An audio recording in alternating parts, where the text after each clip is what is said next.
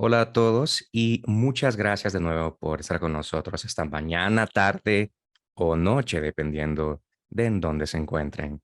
Estamos muy emocionados de estar acá y yo estoy muy emocionada de poder moderar a estas dos asombrosas mujeres. Yo he tenido la fortuna de haberlas conocido anteriormente, entonces realmente me siento muy emocionada de poder estar acá.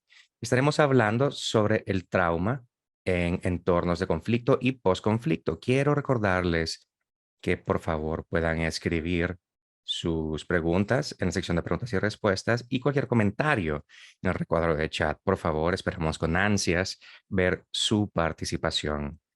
Soy Celina, una de las fundadoras y presidente de Glasswing. Ahora permitiré que Gabriela, muchas gracias, Chris. Muchas gracias también nosotros. Esperamos con ansias esta sesión. Dejaré que Gabriela y Vivian se presenten brevemente porque quiero asegurarme, yo no creo que le pueda hacer justicia a las presentaciones. Además de las asombrosas cosas que ellas compartirán, son asombrosos seres humanos. Entonces, pero con ansias de nuevo esa conversación, si pudiera quizás pedirle a Gabriela si te puedes presentar ante el grupo. Hola a todos, muchas gracias, Celina. Es un placer estar acá. Soy Gabriela Brent, soy la líder de programas para ANA, Refugee Network. Hablaré sobre mis antecedentes como psicoterapeuta y consejera. He trabajado en intervenciones comunitarias, he aprendido mucho de las comunidades con las que he trabajado en las últimas décadas y mi experiencia ha tenido que ver con cómo uno saca la terapia del entorno de terapia, tomar los principios de psicología y trabajar con las comunidades, dentro de las comunidades, como es el caso de Glasswing, para desarrollar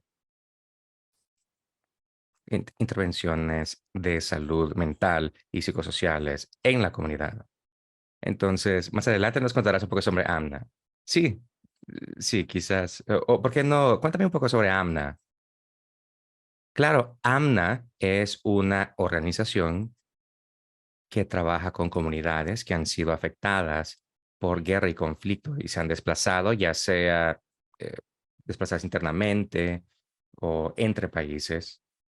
Nosotros hacemos muchas cosas, pero lo principal de nuestro trabajo es capacitar a organizaciones comunitarias y distintas intervenciones basadas en las mujeres a nivel comunitario para crear comunidades de cuidado que sean locales y que respalden a las comunidades desplazadas para poder sanar dentro de las comunidades. Se enfoca bastante en trabajar con el cuerpo y trabajar en algún trauma o estrés que se ha desarrollado en el cuerpo debido al conflicto para poder liberarlo. Esto lo hacemos a través de distintas comunidades que generan ese estilo de pertenencia, así como prácticas informadas por el trauma que nosotros impartimos a los demás. Nosotros le decimos a las personas, no somos los expertos en las comunidades locales. Nosotros brindamos capacitación sobre la base de aprendizaje que ha sido influenciado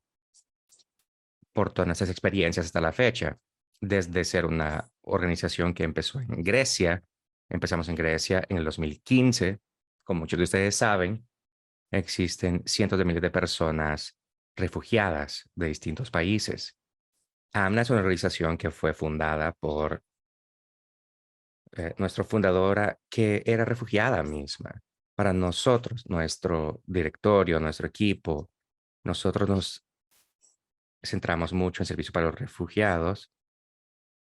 Así que toda nuestra programación tiene que ver con experiencias vividas y distintas pericias en torno a las prácticas para ayudar a comunidades y niños. Sí, y antes se llamaba la Iniciativa de Trauma de Refugiados, Refugee Trauma Initiative, antes de llamarse AMNA. Vivian, ¿puedes contarnos un poco sobre ti misma, por favor, y tu trabajo? Claro, soy Vivian Kedari, soy psicóloga clínica. Fui formada como psicóloga en Caracas, Venezuela, en la Universidad Católica Andrés Bello, que tiene un enfoque centrado en la psicología comunitaria. Vine a Nueva York, desde Nueva York les hablo el día de hoy y de nuevo me volví a formar como psicóloga, pero esta vez saqué mi doctorado enfocándome en el trauma y específicamente en un laboratorio que estaba investigando los marcadores fisiológicos del trauma.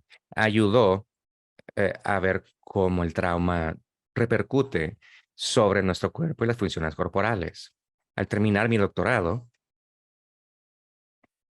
siempre me gusta decir la frase que la investigación es investigación propia.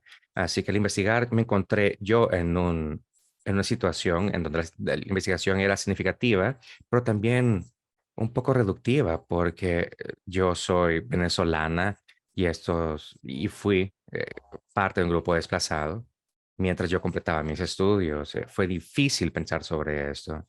Eh, pero puedo saber qué tan fuerte puede ser una respuesta corporal ante un trauma, debido a los traumas experimentados por estos grupos a nivel global. Así que creo que esto me encaminó en este camino para hacer algo similar a lo que hace Gabriela. Tomar esas intervenciones clínicas a nivel comunitario, hacerlas más accesibles y pensar sobre cómo obtenemos información sobre el trauma, cómo nuestro cuerpo responde hacia el estrés y cómo hacemos de que esto sea útil y relevante para las personas que más lo necesitan. Así que así fue como terminé trabajando en el espacio comunitario y las adaptaciones culturales para las intervenciones psicológicas. Y así mi camino también me llevó a colaborar con Glasgow International como asesora de salud mental y otros grupos como Beyond Conflict y distintos proyectos de la ONU a nivel global. Gracias, Vivian. Sé que también trabajas bastante con niños, entonces más adelante te preguntaré un poco más al respecto, pero como pueden ver, ambas de estas mujeres han trabajado en este campo ya por un tiempo y también aportan parte de su propia experiencia vivida. Creo que quizás quisiera preguntarles, es una pregunta grande, pero cuando hablamos sobre respuestas humanitarias, antes solía trabajar en el contexto de ayuda humanitaria y me pregunto, especialmente con personas que se están desplazando. Hemos tenido conversaciones sobre eso, Vivian, pero ¿cómo puede uno integrar o cómo integra uno y en qué punto? Porque cuando las personas siguen en tránsito, es decir, ¿en qué punto puede uno integrar servicios de salud mental en las respuestas humanitarias de una manera que tome en cuenta las salvaguardas y que tome en cuenta todas estas demás cosas? El hecho de que las personas puede que no permanezcan ahí mucho tiempo. Eso me plantea la curiosidad. ¿Cómo podemos hacer esto de manera práctica que realmente asegure el principio de no hacer daño y que a través de nuestro esfuerzo seamos de apoyo en vez de retraumatizar a los individuos? No sé quién quisiera responder primero, pero me encantaría saber solamente a nivel macro, ¿cómo podemos integrar esto? ¿Cómo han visto ustedes de que eso ha tenido éxito? ¿Cómo lo hemos hecho de una manera que ha tenido éxito y que tome en cuenta la seguridad emocional y física de los individuos? Yo puedo empezar. Creo que el núcleo de lo que hacemos se enfoca bastante en cómo se crean espacios seguros o más seguros en entornos a veces inseguros.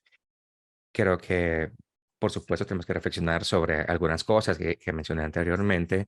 Entonces, pensando dentro del espacio que han creado, ¿cómo se reflexiona sobre la seguridad relacional o emocional o física? Como organización, nosotros trabajamos con nuestros socios comunitarios para tratar de cambiar nuestra voz colectiva, de ser una comunidad de práctica para lograr tener una influencia a nivel sistémico, crear seguridad para las personas en los países, pero uno puede crear entornos seguros si uno integra los principios informados por el trauma y tomamos un enfoque basado en valores. Creemos que esos valores los compartimos todos. Y si uno los integra en la práctica, entonces podemos tratar de crear esa seguridad a la cual nos referimos. Entonces, si uno crea un entorno realmente respetuoso, en donde todos se sientan acogidos, igualmente, si uno fomenta un entorno en donde el entendimiento y reconocer que podemos realmente no podemos realmente entender plenamente la experiencia de otra persona, pero podemos estar ahí, presentes, y podemos tratar de conectar con alguien y hacerlo sentir acogidos. eh, y sentirse curioso de manera respetuosa para conocer a las personas. Y uno realmente acoge sus diversas identidades para que sean quienes ellas son en los espacios que uno crea. De nuevo, todo esto bajo respeto, y uno realmente crea una conexión a través de la relación, pero también reconocer cuando las personas te hayan experimentado trauma, hayan vivido en distintos contextos, y que hayan lidiado con distintos tipos de incertidumbres. Esta conexión hay que ayudar a las personas a conectar su pasado, presente y futuro.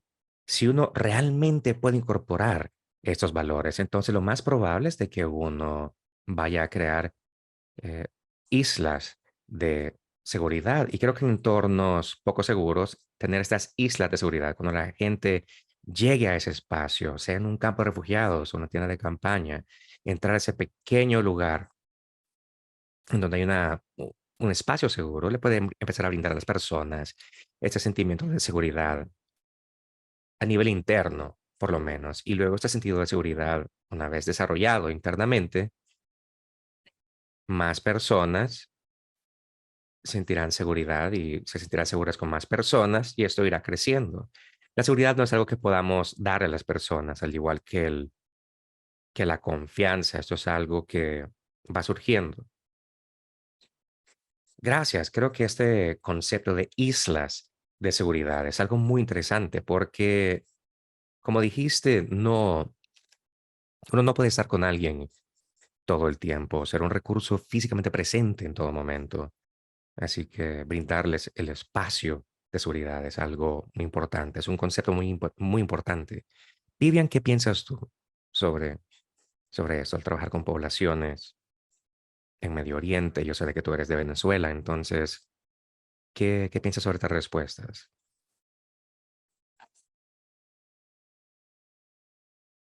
Absolutamente, creo que la manera en la cual lo explico, creo que está muy relacionado con esta idea de isla de seguridad que compartió Gabriela. Yo suelo hablar, especialmente al hablar sobre eh, con esos grupos desplazados. Existen varias consideraciones que me gusta mencionar a la hora de pensar sobre cómo abordar la salud mental y cómo brindar apoyo a estos grupos. Creo que una de las cosas principales a tomar en cuenta es los tiempos en los cuales lo hacemos. Ahora, usualmente cuando pensamos o reflexionamos sobre cómo brindar ayuda de salud mental, la gente casi siempre piensa sobre el trauma. Muy bien, su problema es el trauma, pero no, pueden haber otros problemas para los cuales las personas busquen ayuda, y quizás no problemas, sino emociones.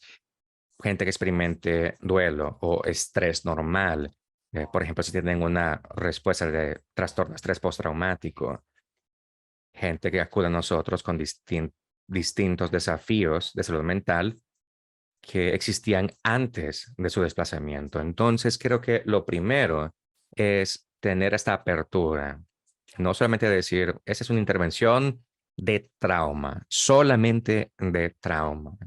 Porque otra cosa importante, incluso pensando sobre las personas desplazadas, ya han mostrado que tienen una gran resiliencia. Las personas más vulnerables, de los grupos más vulnerables, a menudo son incapaces de irse del área de conflicto, de alejarse de ese entorno. Entonces, ya hay algo bastante emocionante o impresionante sobre esta persona que ahora está migrando y siendo desplazada. Es decir, ya han mostrado habilidades para resolución de problemas y ya se han enfrentado a situaciones muy difíciles y las han abordado de frente. Así que reconocer esta resiliencia y reconocer el hecho de que varias respuestas que pueden estar teniendo no es algo que se tiene que minimizar ni ser tratado, o hay que aceptarlo como algo que los ayuda a sobrevivir. Así que dentro de ese sentido, creo que siempre menciono este ejemplo que recibimos información de Venezuela. Si uno está en un barco y el barco está en llamas, está en medio de un lago y el barco está en llamas, o digamos en pleno mar, ¿qué tiene que hacer uno? Uno tiene que salirse de ese barco y tiene que nadar hacia la orilla.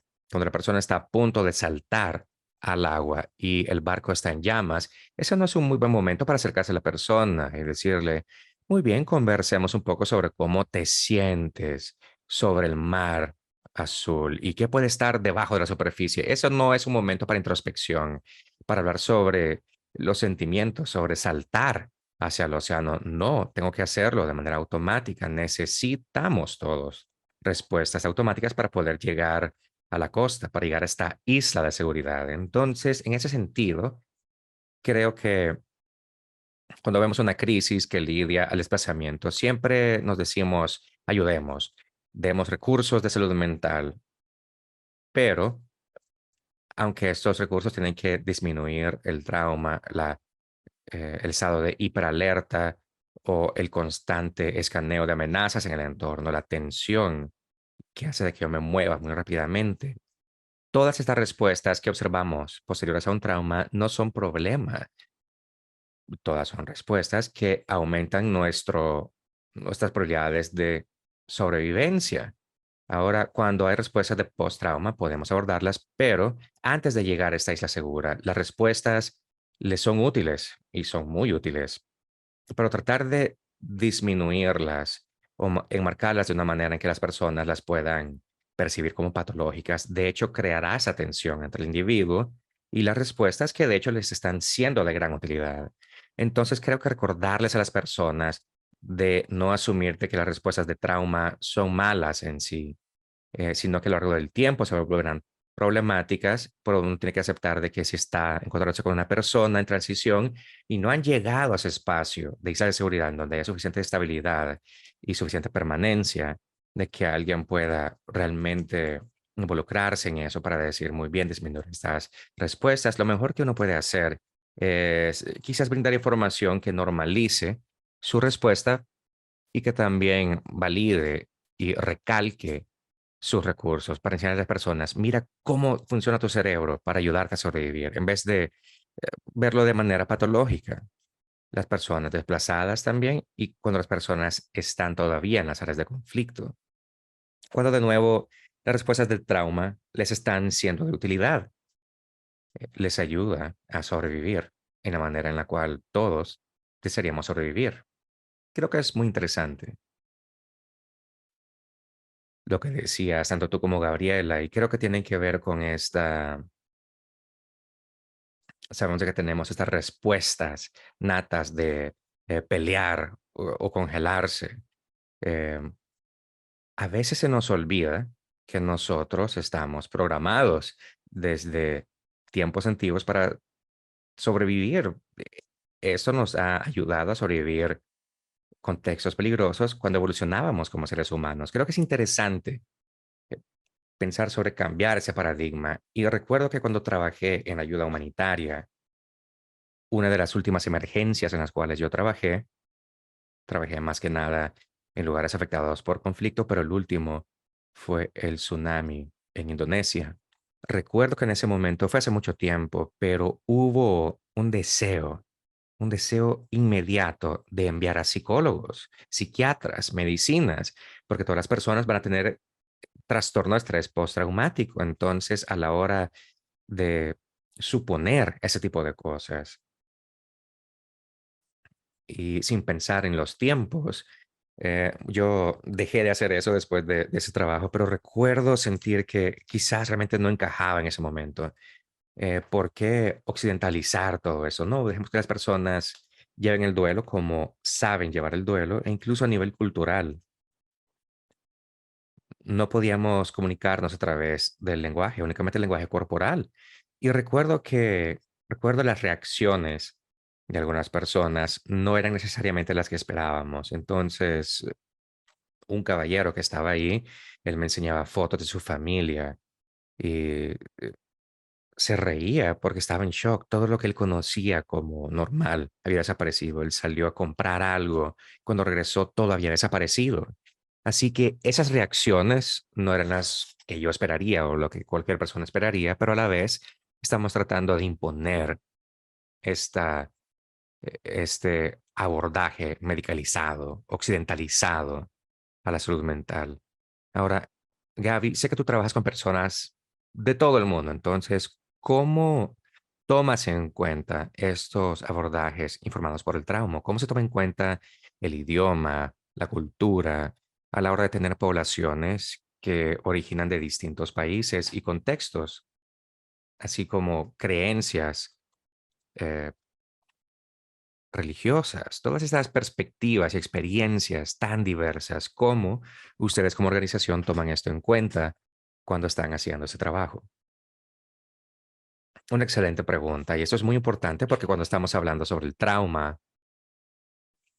para las personas viendo, por supuesto, las respuestas de congelarse o pelear, las respuestas biológicas al trauma, eh, nos han mostrado alrededor del mundo las investigaciones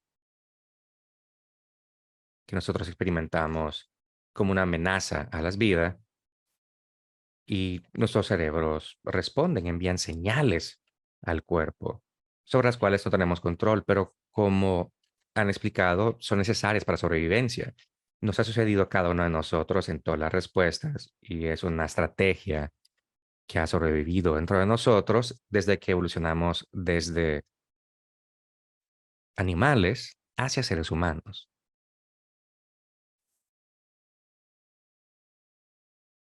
Hay personas que se cumplan, que se culpan a sí mismos por la respuesta que han tenido, que ha sido algo natural.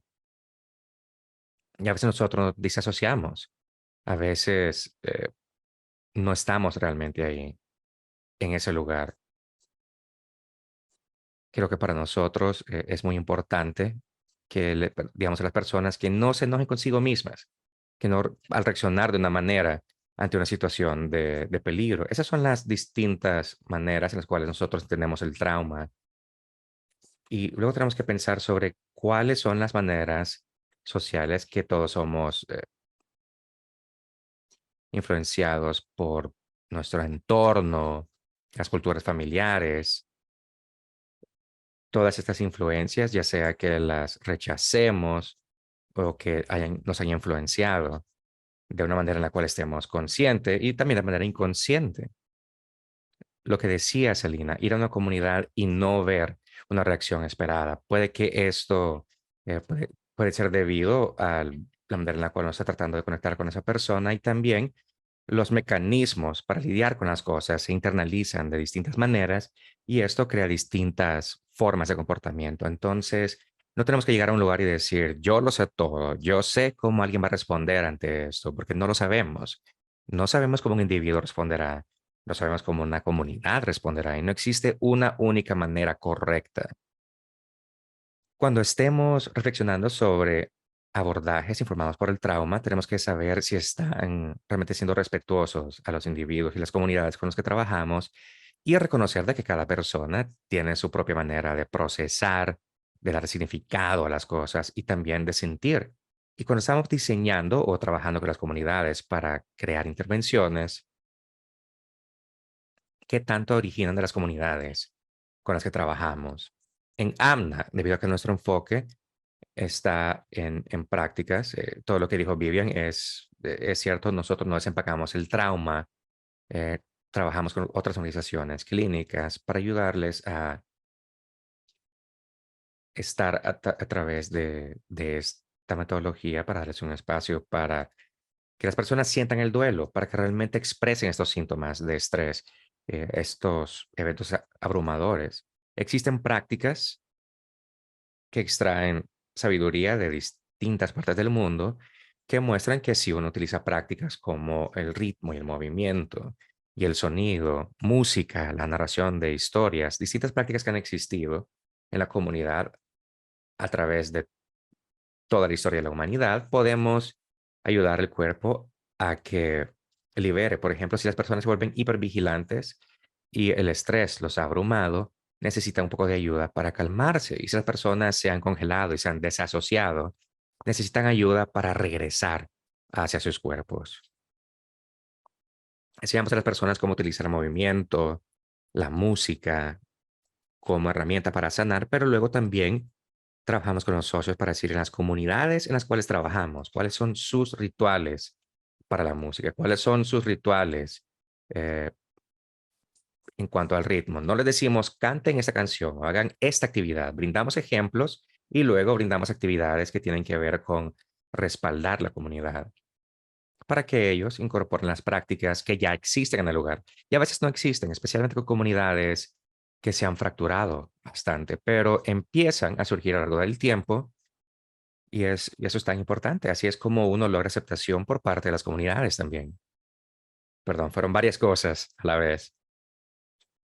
No, creo que es muy interesante. Y dijiste al inicio que algunas personas sencillamente quieren sentir el duelo, quieren que las dejen en paz para sentir el duelo, que no todas las personas les pregunten, ¿qué puedo hacer para ayudarte? Y que abrumen al individuo. Si bien hay buenas intenciones detrás de esto, hay un deseo de brindar apoyo. A veces uno sencillamente tiene que pasar por su proceso uno solo. Vivian, ¿qué piensas tú y cómo lo percibes? Porque sé que es algo cultural, pero también es circunstancial. Sé que hemos hablado sobre el trabajo no únicamente en distintos contextos culturales, sino también incluso hay trabajo con personas que están en tránsito y también hay trabajo con personas que se han enfrentado a la violencia. Hemos hablado sobre cómo trabajaríamos en un entorno en donde alguien quizás de Venezuela o de Honduras están en la frontera de los Estados Unidos con México y cómo se trabaja con esa población, cómo sería distinto el trabajo con esa población, no únicamente a nivel cultural, sino también circunstancial. En comparación con una persona de 20 años que quizás ha pasado por una situación de violencia o que ha sido lesionada, hay muchas cosas distintas al respecto. Entonces, ¿cómo percibes distintas maneras en las cuales podemos tomar en cuenta la diversidad cultural y religiosa, pero también la diversidad contextual, la diversidad de distintos contextos? Creo que el gran desafío con estas intervenciones a nivel comunitario es que cuando uno piensa sobre brindar apoyo psicológico a nivel individual, existe mucho espacio para poder llegar a conocer a la persona, conocer sus antecedentes, saber cómo se sienten ellos, sobre sus prácticas y sus antecedentes, porque algunas personas puede que estén alineadas con sus tradiciones culturales, otras personas puede que quizás existan diferencias generacionales. Tenemos la ventaja de poder ver y aprender sobre el mundo o la cosmovisión de este individuo y luego poder conectar con ellos en su propio idioma, su propio lenguaje, con sus propias palabras, a la hora de pensar sobre cómo escalar intervenciones, como por ejemplo en un conflicto, están tratando de tener esa negociación uno a uno, pero con todo un grupo. Entonces, tenemos que asociarnos con gente local, porque ellos ya tienen esta experiencia. Si uno está entrando como organización de salud mental, uno sabe lo que existe en el laboratorio, pero las personas locales saben, por ejemplo, eso sí se puede aplicar en ese contexto, pero esto otro que se menciona quizás no. Mejor hablemos sobre esto, abordémoslo de distinta manera, ser capaces de realmente buscar y escuchar a lo que distintos miembros de la comunidad pueden decir sobre qué resuenan con ellos, sobre en qué tienen experiencia ellos, para realmente extraer sus experiencias para saber cómo complementar el contexto local con la experiencia que tiene uno, en vez de tratar de imponer sus reglas, decirle a las personas, bueno, lo que ustedes están sufriendo es trauma, entonces para el trauma haremos esto, esto y esto. Creo que es similar con lo que estaba diciendo sobre reconocer la resiliencia de los grupos desplazados. Cuando pienso sobre las comunidades, creo que es fácil ver las maneras en las cuales distintas culturas y distintas religiones llevan a cabo el duelo. Es muy intuitivo. Cualquier religión tiene un ritual de duelo. Es una ralentización, una reunión. Y esto lo veremos acá, lo experimentaremos acá. Sencillamente nos quedaremos acá, lloraremos, nos abrazaremos. Es, entendemos, antes de que existiera la psicología, antes de que existiera la psiquiatría, el trauma, el estrés, el duelo ya existían. Y las comunidades aprendieron distintas maneras para sobreponerse a esto. Y cuando estas cosas funcionaban, se volvieron rituales. Reconocer el valor, el poder la intuición de las comunidades que han desarrollado a lo largo de los años. Luego podemos capitalizar sobre eso y recalcar eso, recalcar el hecho de que observen todo lo que ustedes tienen. Esto existía antes de nosotros. Su comunidad tiene esos recursos. Poder hacer esto a la vez que entendemos de que pueden existir otros rituales que quizás puede que no sean de gran utilidad, así como la psicología. A veces hemos tenido soluciones de que anteriormente utilizamos, pero eran perjudiciales, nos damos cuenta ahora. Entonces hay que recalcar lo positivo y mostrar a las personas, esto funciona por tal motivo. Cuando uno habla sobre el nivel biológico, por ejemplo, las personas dicen, nosotros cantamos, tenemos himnos. Ah, muy bien, tiene sentido. Permíteme de que te cuente cómo tu fisiología es afectada por esto, cómo cambia tu respiración, cómo existe una capa adicional que están logrando porque ustedes están utilizando su ritual. Entonces, hay maneras para hacer de que el ritual sea más valioso, al validar el ritual, al darle respeto al ritual. También hay maneras de agregar flexibilidad a cualquier ritual de que quizás no sean de tanta ayuda para todos. Entonces, sé por ejemplo que en Colombia tuve un taller muy interesante con líderes religiosos. Hablábamos mucho sobre el trauma, las relaciones de las personas con los traumas. Y los miembros de la comunidad decían, cuando la gente se siente muy afectada, colocamos las manos sobre ellos. Puede que eso no se sienta tan positivo para todos. Entonces, existe un ritual en donde puede ser de valor para la mayoría, pero puede que otras personas necesiten más flexibilidad. Así que tenemos que dar suficiente información para que las personas utilicen los rituales con flexibilidad. Decir, por ejemplo, con usted vamos a intentar otro abordaje en vez de aislar, y para no aislarte, pero también ayudar a las personas que se sienten aisladas porque sienten que los rituales de la comunidad no son de ayuda para ellos. Normalizar eso, decirle a las personas de que no es de que no esté rezando bien, no es que no esté orando bien, no es que no esté cantando bien, sino están atravesando algo difícil y nosotros vamos a ayudarte a que llegues al punto antes de que esto sucediera. Creo que siempre existe un espacio para ese aspecto, para este elemento de la religión. Creo que podemos hablar sobre esto durante horas y horas, porque existen tantas capas. Existe la capa política, por ejemplo. Dependiendo del conflicto, puede que exista una reacción de rechazar el abordaje de salud mental, porque pueden decir, pero la injusticia es contra mí. No necesito medicina para la depresión. Yo tengo hambre, necesito alimento. Esto es real, por favor, no lo etiqueten como algo de salud mental, entre comillas. Entonces, incluso reconocer esto cuando abordamos las comunidades, abordar la injusticia, eh, y no decirles, no, es un tema de salud mental. Esto es importante también. Claro, porque también entender el contexto cultural y de dónde provienen las personas tiene que ver con entender el estigma que discutimos el día de ayer en varias sesiones. El estigma en torno a la salud mental. También el hecho de que las personas están reaccionando normalmente a circunstancias o situaciones anormales. Creo que todo esto entra en juego y quiero recordarles a todos que por favor coloquen sus comentarios y preguntas. Queremos escuchar sobre ustedes para tener sus aportes al respecto. Ahora, ambas han hablado sobre validar y respaldar las prácticas culturales. Cuando tú hablabas sobre, bueno, en Colombia, que las personas ponían las manos, y otras personas, eh, solamente se me vino a la mente que muchas personas no van a creer que nadie las toque. Entonces, este tipo de navegar todo esto es evidentemente un desafío y es delicado. Entonces, ¿cómo se hace? Yo admiro cómo todas pueden hacer esto a lo largo de distintas culturas y contextos. Creo que ambas de distintas maneras hablaron o hicieron alusión sin decirlo en voz alta, o por lo menos así lo percibí yo. Ayudar a brindarle información a las personas que puedan ser de utilidad para ellas. Entonces, quizás sí, este mecanismo para lidiar funciona y funciona por esos motivos científicos.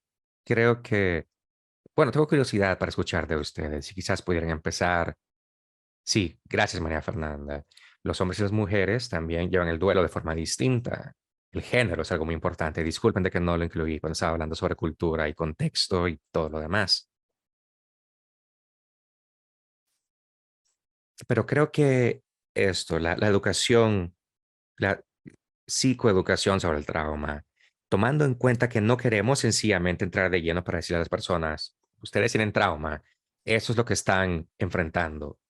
Tengo curiosidad para ver si la psicoeducación del trauma o sencillamente brindar información. Sé que hablaste sobre brindar información a las personas, Vivian. ¿Cómo se operacionaliza esto en su trabajo? ¿Cómo se brinda la información de una manera que tenga sentido para las personas, para distintas personas, y de manera que sea práctica, que pueda ayudarles a entender? Tú también, Gabriel, al inicio, y Vivian creo que también habló sobre impacto sobre el cuerpo.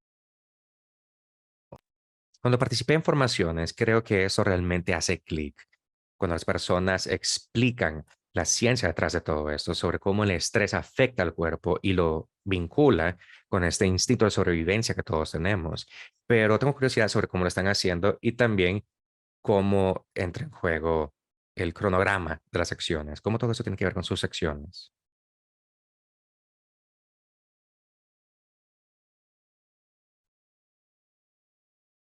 Claro, creo que para mí cuando pienso sobre la psicoeducación y compartir información sobre trauma en general, primero, sí, no tenemos que ponerle nombre de trauma, podemos llamarle así es como ustedes están sobreviviendo.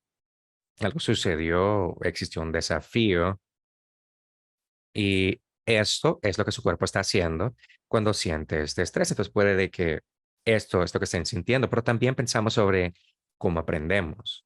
Si pensamos sobre la escuela, siempre utilizo este ejemplo donde nosotros puede que hayamos ido a la escuela, los planetas, el sistema solar, o por ejemplo la mitocondria, es la batería de la célula. Todos esos hechos aleatorios que nos dicen en la escuela, uno tras otro, esos hechos los aprendí, pero no existe una aplicación realmente práctica en mi vida cotidiana. Tenemos que pensar sobre información que vamos a compartir. Eh, no si las personas, muy bien, excelente, ahora ya sé esta información científica, pero cómo me ayuda en mi día a día. Tenemos que siempre hablar sobre cómo la gente recuerda a las personas. Le cuento a las personas en mis talleres, bueno, si yo ahora les doy la lista de todas las respuestas potenciales al estrés y al trauma, por favor tráigame un ensayo sobre dos o tres y las sabrán eh, de memoria, pero si les pregunto sobre una telenovela, nos la van a narrar porque somos muy buenos para el chisme. Los seres humanos somos buenos para recordar el chisme. Si somos buenos en eso, entonces hagamos que la información sea un poco chismosa. Veamos cómo podemos tomar esa información y la integramos en la narración de historias o la integramos en ejemplos visuales o fáciles de recordar. Entonces, no es sencillamente encontrar información. Información, igual podemos tener la misma información, compartir la misma información, pero pensemos sobre cómo las personas recuerdan todo esto y qué tan probable sea que las personas piensen sobre la explicación. Sabemos que explicar las reacciones al estrés y al trauma tiene un efecto inmediatamente positivo sobre las personas porque varias de las cosas que suceden es que terminamos juzgándonos por las reacciones. Creo que Gabriela hacía alusión a esto, la respuesta de congelar, si las personas se preguntan a sí mismos, se juzgan, ¿por qué me congelé? ¿Por qué no me comporté como héroe para ayudar a las personas? Es que las personas puede que sientan bastante animosidad contra sí mismos, ser capaces de escuchar la explicación, que es una alternativa a la explicación que ya hayan tenido anteriormente. Es decir, de que soy frágil, fracasé. No, no fracasaron. Esto sucedió por tal cosa. Esto causará un alivio inmediato. Entonces, uno puede compartir esa información de una manera que resuene, que les haga sentir eh, no aburridos, sino que lo entiendan. Creo que eso es muy importante. Utilizamos varias metáforas y símbolos. A menudo también utilizo los mismos, eh, pero dándole un contexto un poquito más cultural, tropicalizándolas. haciendo a las personas reír. Si las personas dicen, ah, sí, es cierto, eso me pasó a mí, eso es lo que uno quiere. Uno quiere que la gente reconozca las experiencias. Dentro de ese espacio de reconocimiento es que uno puede llevar a cabo de manera efectiva la psicoeducación, porque de lo contrario, sencillamente estará uno dando ponencias y tendrá estos estudiantes bien portaditos que están escuchándola y las demás personas le prestarán atención a otras cosas, no les va a importar recibir una clase en ese contexto. Tiene que ver con conocer a su público. Lo que mencionabas de no juzgar la ciencia nos ayuda a entender de que existe existe esta frase común en la salud mental. No es qué hay de malo contigo, sino qué te ha sucedido. Nosotros hemos tenido formaciones, capacitaciones en los programas y cuando las personas entienden que su comportamiento es una consecuencia de algún tipo de estrés o estímulo, creo que esto te libera de sentirse como que eres una mala persona o uno siente que uno se ha estado perpetuando la violencia por tanto tiempo, entonces uno tiene que ser un ser humano horrible. Incluso si quizás uno quizás puede haber atravesado distintas experiencias resultadas del estrés y el trauma. Entonces, creo que el no juzgar y la libertad de entender y perdonarse a uno mismo, poder hacer esto para seguir adelante en la sanación de uno mismo es muy poderoso, lo hemos visto. Es este momento de ajá, cuando alguien de pronto se da cuenta, muy bien, eso quiere decir primero que no soy una persona horrible y también puedo cambiarlo, puedo trabajar sobre ese comportamiento. Gabriela, si pudieras también responder esa pregunta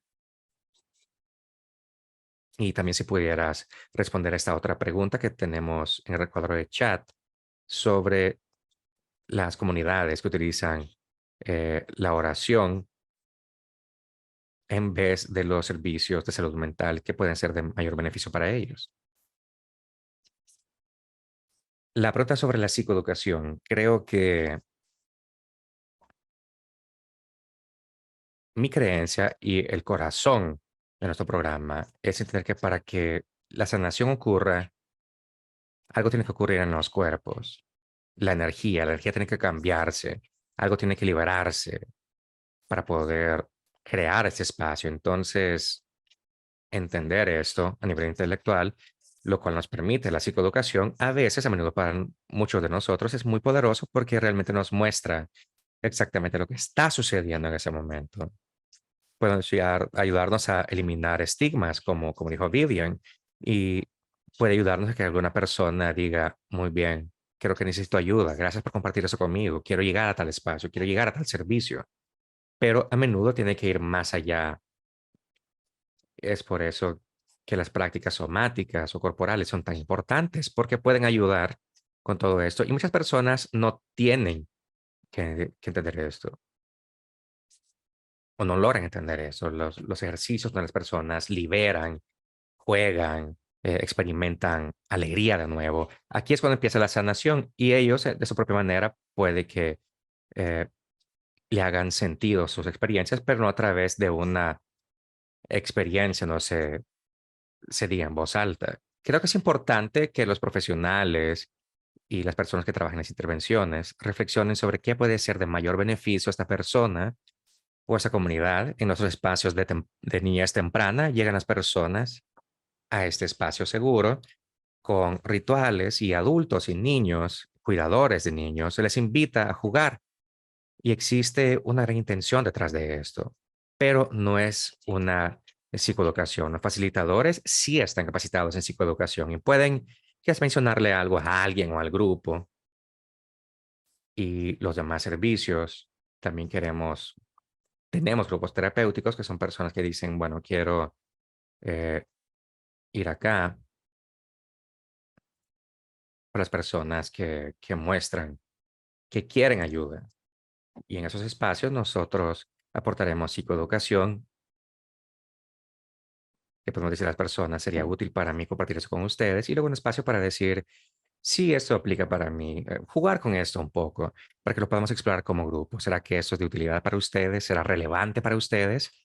Creo que en nuestro trabajo realmente es no asumir de que existirá un abordaje universal para todos y que todas las personas y que todas las cosas tienen que adaptarse a todas las personas y a todas las comunidades.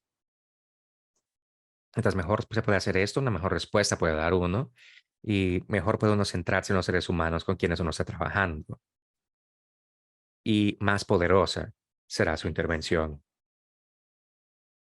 Ahora, la pregunta, ¿cómo logra uno trabajar con personas que trabajan más con el aspecto religioso que con servicios de salud? Creo que aquí tenemos que observar el poder o la utilidad con las comunidades a través de su religión y luego reconocerlo para otras personas en esa comunidad que pueden ser parte de lo que está aumentando o recalcando su estrés o su experiencia traumática. De hecho, la investigación de salud mental y psicosocial muestra que al trabajar con comunidades impactadas por el trauma, a menudo las mejores intervenciones son a través de grupos basados en la fe. No siempre, pero creo que en vez de percibir los servicios de salud mental, no sé por salud mental a qué se refiere la pregunta, pero creo que uno puede reflexionar sobre distintas maneras de integrar todo, explorar qué es lo que este individuo está obteniendo de su religión. Y como dice Vivian, cómo no puede uno vincular las cosas. Quizás a través de la comunidad religiosa puede uno empezar a tener acceso a esa comunidad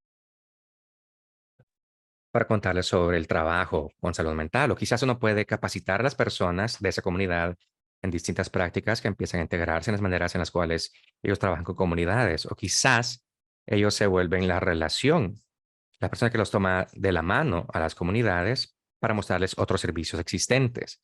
Eso creo que es muy importante. Ahora, si la religión o la oración se presenta como un problema en cuanto a lo que estamos haciendo y se tiene que buscar ayuda de otras maneras, creo que tenemos que trabajar con esos líderes comunitarios que están compartiendo los mensajes para ver si existe algún tipo de negociación para poder empezar a trabajar de manera más colaborativa. Y si ese no es el caso, entonces quizás sencillamente presentar otra alternativa para poder trabajar juntos y enfocarse en estos enfoques basados en la comunidad para poder integrar la salud mental. Gracias, Gaby. Tenemos dos preguntas adicionales. Creo que hay una, el recuadro de preguntas y respuestas de Chris. Creo que hablaba sobre, no sé si pueden abrir el recuadro de preguntas y respuestas también, pero está preguntando sobre cómo los miembros del panel trabajan con el enojo después de un desastre, como por ejemplo en el tsunami, pero también cuando pensamos sobre derechos humanos y otros temas, cómo se lidia con el enojo. Y la otra pregunta también fue una que hizo Marilena, perdón, María Fernanda, preguntó la relación entre estas necesidades básicas, por ejemplo, el alimento y la salud mental. Creo que son preguntas muy importantes. Si alguna de ustedes pudiera responderlo, no sé si quieres empezar tú, Vivian, con cómo lidiar con el enojo en los contextos. Sí, creo que mi respuesta eh, puede responder a ambas preguntas. Creo que es algo muy importante que recalcar. Es algo que yo recalco cuando trabajo con las personas. Nuestro cerebro, tanto como me gusta alabar al cerebro y que hace todas estas cosas asombrosas para nuestra sobrevivencia, sí tiene un repertorio tanto limitado sobre qué tantas reacciones tiene. Entonces, en la misma manera en que procesamos el dolor físico, es la misma manera en la cual procesamos el dolor emocional.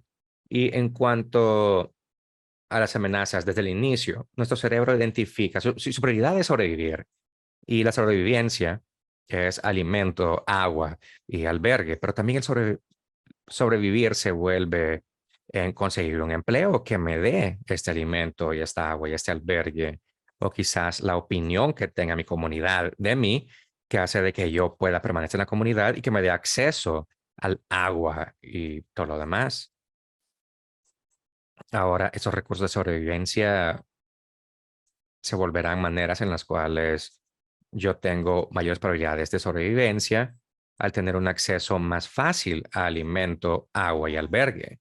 Así que, y también creo que tiene que ver un poco con la religión. Nosotros identificamos la religión, una comunidad religiosa, como un recurso de sobrevivencia. Entonces, cuando existe ese enfrentamiento entre la psicología y la religión, o la salud mental y la religión, en vez de que sean complementarios, eso está atacando nuestros recursos de sobrevivencia. Y para mi cerebro, una amenaza sobre mi medio de sobrevivencia se procesa de la misma manera en la cual yo me enfrentaría si me topo con un tigre, porque una amenaza es una amenaza, sea una amenaza inmediata o una amenaza a los recursos. Entonces, creo que sí, entraré en esta modalidad de pelea, huida o congelamiento, entonces creo que es una parte inherente a mí, sobre la cual no tengo control pleno, porque somos organismos biológicos y la misma manera en la cual nosotros saltaríamos a un barco en llamas, también veremos estas reacciones que mantienen a nuestro cuerpo vivo. No es algo que fácilmente podemos dejar de hacer. Así que en cuanto a la escasez de alimentos, nosotros especialmente nos metemos en un territorio un poco difícil, porque en cuanto a la escasez de alimentos, estoy hablando, así se asocia con el enojo. Si hay escasez de alimentos, quizás me vuelvo más un mayor competidor por ese recurso tan escaso, porque ahora no sé si la comunidad tiene suficiente. Y ahí es cuando empezamos con esa mentalidad de cada uno por sí mismo. Vemos cómo las comunidades se subdividen en grupos más pequeños y se crea tensión entre los grupos. Y esto es alimentado de nuevo por una evaluación automática de, muy bien, hay mayores probabilidades de sobrevivencia si eliminamos o si excluimos a aquel grupo. Y esto se hace de una manera muy automática, pero sentimos cierta tensión porque podemos sentir este enfrentamiento entre lo que teníamos en nuestro sistema de valores hasta ese punto y pensábamos que éramos personas altruistas y solidarias. Puede que esto no esté en consonancia con nuestro comportamiento actual. Entonces, esto llega a una incomodidad, y comodidad lleva a irritación, lo cual lleva a enojo. Pero por supuesto, eh, el cuerpo reacciona. Esta es una amenaza y responderé ante la amenaza. Aquí entra el enojo y la agresión y todo lo demás. Así que creo que es natural que podamos ver a las personas sentirse más frustradas o más agresivas, personas estando más tensas, personas sintiéndose tan exhaustas, tan agotadas al retener esas emociones con las cuales lidian, que quizás no tienen las capacidades para desescalar todo esto. Después de cuando se siente ofendido, los sentimientos son escalados porque nos encontramos en este modo de sobrevivencia. Y creo que concientizar el espacio es importante, brindar recursos, brindar ayuda, que no se lo tome personal la persona. Creo que es un desafío, es la persona que siente el enojo, pero por supuesto no podemos decir a las personas, bueno, yo traté de ayudarlos, pero nadie quiso. No, hay que percibirlo desde el punto de vista que este enojo que ustedes experimentan es porque ustedes están tratando de ayudarse a sí mismos. Y por supuesto, el vínculo con ellos están tratando de satisfacer sus necesidades básicas. Como dijo María Fernanda, eh, todo está integrado. Y desafortunadamente, únicamente tenemos 5 minutos. Así que creo que eso tiene que ver con lo tan fundante y lo interrelacionada que es la salud mental con todo lo demás en nuestras vidas. Y por eso, claro que lo sabemos, por eso estamos en esta conferencia. Pero creo que es interesante y estoy viendo el comentario de Marilena. Ella dice, es excelente ver, eh, establecer, alejarse del trauma. ¿Es la única opción o hay otras respuestas? Creo que ha sido un tema común en la conversación que ambas han mencionado y quisiera saber si nos pueden dar quizás algunas reflexiones finales sobre lo que hemos estado hablando. Creo que hemos abarcado bastante terreno, pero Gabriela, a medida que todos vayamos avanzando en nuestro trabajo, No sé si nos puedes decir 3 lecciones principales que crees que pudieran ser útiles para nosotros. Eso sería excelente. Y luego, Vivian, creo que eso tiene que ver con la pregunta de Chris también, de expresar el enojo. Creo que si todos tenemos herramientas que existen dentro de nosotros, creo que a menudo no son complejas. Puede ser la manera en la cual utilizamos nuestros cuerpos. Podemos expresar enojo al pegarle a una almohada o procesar el duelo al hacer dibujos sobre la arena, al jugar con el lodo o plastilina. Existen distintas maneras en las cuales podemos ayudar al cuerpo a expresar esto. A través de esto, el significado de las experiencias surge. A veces tiene que decir en voz alta, a veces no, pero la manera en la cual podemos ayudarnos los unos a los otros para ver cómo podemos eh, ayudarnos, podemos ver eh, qué podemos hacer en distintos entornos y cómo podemos utilizar nuestras prácticas. Así sabremos qué ayuda a nuestro cuerpo para llegar a un lugar en donde podamos confiarnos en nosotros mismos y nuestra toma de decisiones. Esta seguridad interna es algo que se desarrolla y algo que no toma ningún tipo de intervenciones psiquiátricas o psicológicas occidentales. Creo que eso es muy importante y creo que también tiene que ver con la comunidad, el poder de la comunidad, cuando uno puede llegar, uno puede participar bajo sus propios términos. Eso no significa que tenga que involucrarse en eso, sino uno puede ayudar a las personas, respaldar a las personas para que puedan conectarse con su propio agenciamiento. Eso es muy importante para el trabajo de sanación. Sí, la seguridad, una palabra clave. Muchas gracias. Vivian, tenemos desafortunadamente 2 minutos. Y acaban de hacer una pregunta muy, muy importante. ¿Qué podemos hacer para ayudar a las personas que no reaccionan bien al trauma? No sé si quizás puedan escribir algo al respecto, pero Vivian, ¿cuáles serían tus 2 reflexiones finales? Y podemos dejar la pantalla abierta antes de entrar a la siguiente sesión. Sí, y la grande creo que puede ser mi reflexión final. Tengo un minuto, muy bien.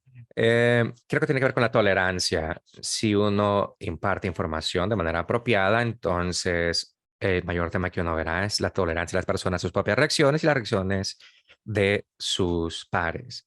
Eso tiene que ver con un aumento de la tolerancia. Seguimos teniendo esta cohesión que lleva a la seguridad, lo cual lleva a la sanación. Así que creo que es una manera muy rápida de responder tu pregunta, pero básicamente la información de informar a las comunidades de la manera correcta para que puedan aumentar su tolerancia y aceptación de sus reacciones y de manera cohesiva utilizar sus propios recursos y sus propias habilidades para sanar. Gracias. Esto ha estado excelente y estamos justo en la hora. Creo que esto ha sido muy valioso para todos nosotros. Aprecio muchísimo a Gabriela y Vivian por sus comentarios y reflexiones y también nos vamos a esa sesión con preguntas. ¿Cómo podemos hacer de que ese tipo de apoyo y cuidado sea más accesible? Espero que sigamos aprendiendo también de los demás paneles el día de hoy. Y muchas gracias a todos por venir el día de hoy y muchas gracias a nuestras excelentes panelistas. Gracias.